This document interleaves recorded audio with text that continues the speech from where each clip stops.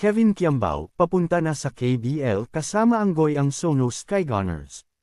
Ang two-time UAAP MVP na si Kevin Kiambao ay inanunsyo na ang kanyang paglipat sa Korean Basketball League, KBL, ay bahagi ng mas malaking pangarap niya, ang makapasok sa NBA. Kinumpirma ni Kiambao sa social media nitong Lunes na ang susunod niyang hakbang ay ang paglalaro para sa Goyang Sono Skygunners sa KBL. Sinabi pa ni KQ na ang kanyang pagsisimula sa KBL ay unang hakbang lamang patungo sa kanyang layunin na makamit ang NBA Dream. Matatanda ang kagabi, nagwakas ang UAAP Season 87 Finals sa isang dramatikong Game 3 kung saan natalo sina Kiambao at ang Green Archers laban sa Up-Fighting Maroons. Makakasama ni Kiambao sa KBL ang ilang mga Pinoy imports tulad nina Carl Tamayo, Juan at Javi De Leaño, SJ Bell Angel, at ang reigning KBL MVP na si Ethan Alvano.